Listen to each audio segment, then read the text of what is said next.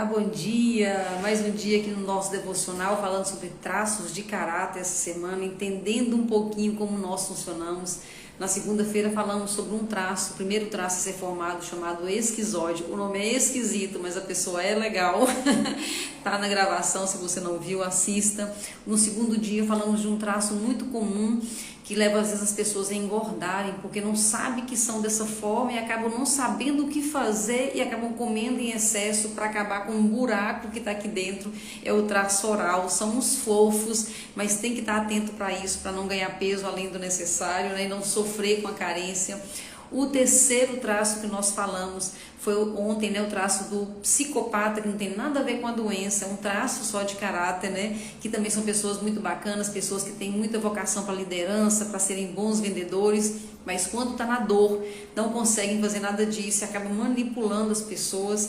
E hoje vamos falar de um traço muito comum, que muitas pessoas têm desse traço, tem uma quantidade boa desse traço, que é o traço do masoca. O nome é masoquista, mas como não tem nada a ver também com questão mental lá, com problema, né? Não, é só um traço de caráter, vamos chamar de masoca, para ninguém confundir aí com a questão lá do masoquista, lá do problema mental, né? Então o masoca é o que nós vamos falar aqui hoje, nós vamos entender como ele é, para você entender se você tem isso forte em você ou não.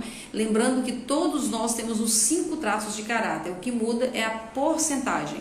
Então eu vou ser mais assim ou assado de acordo com a porcentagem do meu traço de caráter. Então nós vamos nos inspirando essa semana no texto que está em Gênesis 1, 26. Nós vamos nos inspirando nesse texto e entendendo o que esse texto tem a ver com o traço de caráter que nós temos, né? Então disse Deus: façamos o homem à nossa imagem, conforme a nossa semelhança, e que eles tenham domínio sobre os peixes do mar, e sobre as aves do céu, e sobre o gado, e sobre toda a terra, e sobre toda coisa rastejante que rasteja sobre a terra. Nós fomos criados para dominar sobre a terra. Deus nos fez para dominar sobre a terra. E às vezes nós olhando para a nossa situação, quando nós olhamos para a nossa situação, quando nós olhamos para o nosso comportamento, muitas vezes nós não estamos vendo em nós esse dominar. Muitas vezes as dificuldades é que estão nos dominando, muitas vezes a nossa própria natureza está nos dominando. Então é preciso que a gente se coloque na posição certa. Nós somos filhos de Deus e nós somos chamados para reinar nessa terra, ou dominar sobre todas as coisas. E onde é que o traço de caráter entra nessa situação? É o seguinte: nós fomos, como eu tenho explicado aqui todos os dias, mielinizado, né? É assim que forma o traço de caráter, através do processo de mielinização, que é toda a energia que nós temos dentro da nossa medula, é como se fosse fios desencapados, né? Então, para que essa energia ela flua bem no nosso corpo, é um processo natural do corpo, existe o processo de encapar esses fios desencapados, é o processo de mielinização. Então, o processo de mielinização é como se fosse colocando uma capa de borracha ao redor desse fio desencapado. E à medida que vai avançando esse processo, vai formando então o nosso jeito de viver a vida baseado nos traumas que nós temos no momento. Então começa aqui no cérebro, onde é formado o primeiro traço de caráter, e vai descendo. Hoje nós estamos falando do momento em que já chegou esse processo, já chegou lá na região lombar. É como se fosse assim no meio das costas. E esse momento é o momento onde começa o desfraude. Então, os bloqueios que vêm dessa época, ali por volta dos 3 anos e pouquinho, é o momento do desfraude. E muitos de nós somos desfraudados da forma errada, até porque nossos pais não tinham o conhecimento que nós temos hoje. Hoje eu vejo as minhas filhas, né, criando meus netos, com tanta informação, com tanto cuidado, assim, porque eles entendem mais do que, por exemplo, eu entendia muito menos quando eu criei as minhas meninas. Então, esse processo do desfraude, ele pode ser um processo traumático.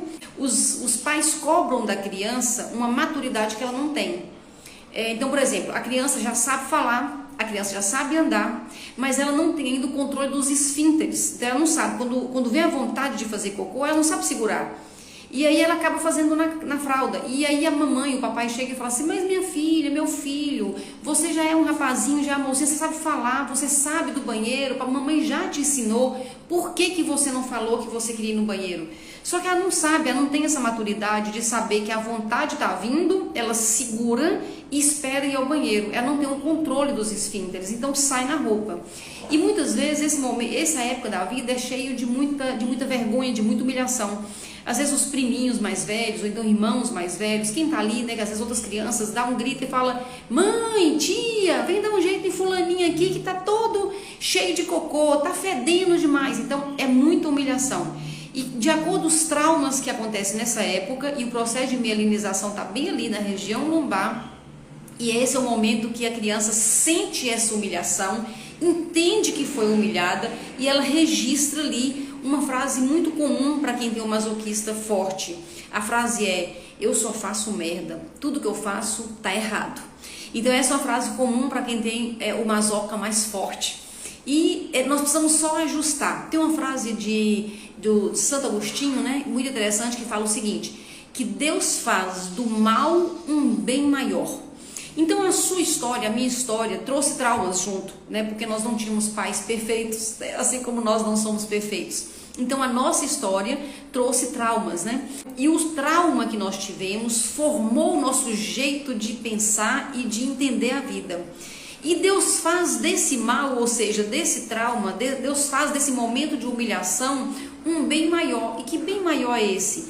O masoca, o medo dele é de ser humilhado quando ele está na dor. Mas se você migra da dor para o recurso, esse perfil traz uma força para aguentar coisa que a maioria não aguenta. Então quem tem esse traço do masoca mais forte, né, do masoquista, eu estou evitando falar a palavra para não achar que é aquele masoquista lá, né, é só um traje de caráter. Então quem tem esse traço mais forte tem a tendência, duas tendências muito interessantes. Primeiro, que ele é forte, ele aguenta coisa que a maioria não aguenta. E segunda coisa, ele é consolidador. Então é aquela pessoa que às vezes é até um pouco mais lenta, mas só que ela define processos, ela cumpre processos. Para quê? Para garantir que vai dar certo no final. Ou, em outras palavras, na palavra do masoca, garantir que não vai dar merda. Como é que é fisicamente uma pessoa que tem traços maiores do masoquista, né? Quando é homem, tem essa aquela carequinha aqui assim, do frade, normalmente tem essa carequinha, né, para homens. Vocês lembram que eu falei que o primeiro traço, que é o esquizoide, tinha essas entradas, inclusive eu também tenho essas entradas, tem mulher que tem essas entradas, essa aqui é do esquizoide, primeiro traço. Do masoca, que é o quarto traço, a carequinha, normalmente do homem, é aqui, né, o rosto mais quadrado, sabe pessoas que têm o rosto bem quadrado assim, né, então essa pessoa é uma pessoa que tem um masoca mais forte. A pálpebra caída, então muitas pessoas fazem até cirurgia de pálpebra, né? Fala, eu tenho tendência de cair a pálpebra. Essa pálpebra caída é do masoquista, é porque é tensão demais, é pressão demais e acaba caindo até as pálpebras. A sobrancelha, sabe aquelas sobrancelhas meio misturadas, muito mais comum em homem, mas a gente faz, a sobrancelha pode até ser da gente também, né? Que chega a ser encontrada, essa sobrancelha encontrada também é do masoquista. Ombros que não tem a escápula, que nós temos, a maioria das pessoas tem um fundo assim na escápula, né? O masoca tem um ombro reto, não tem esse fundo no meio, né? O corpo é quadrado, mais quadrado. As pernas são mais quadradas. O bumbum dessa pessoa é mais fechadinho para dentro. É porque fez tanta força para segurar na época que estava sendo mielinizada que fica aquele bumbum mais para dentro, assim, meio encolhido, assim, né? Então, essas são algumas características dessa pessoa que tem esse traço mais forte. Lembrando que nós temos todos os traços, mas tem pessoas que têm esse bem forte, né? Que é bem mais... E esse traço tem uma situação interessante. Nas avaliações que eu tenho feito, eu tenho visto, assim, pessoas que têm outro traço bem mais forte. E esse traço do masoca nem é tão forte assim, mas como ele é o traço forte, muitas vezes ele domina e sai passando igual um trator em cima dos outros traços. Então eu tenho visto, por exemplo, pessoas que têm o oral forte, que precisa de carinho, que precisa do contato físico, que é mais carente, mas com o masoquista que não é tão forte, mas ele ficou forte, porque essa pessoa deu muita vazão para ele. Por quê? Porque acha mais bonito ser fortão, ser fortona, do que ser frágilzinho e precisar de carinho dos outros, precisar de cafuné dos outros. Então é esse, o que nós precisamos fazer nesse caso?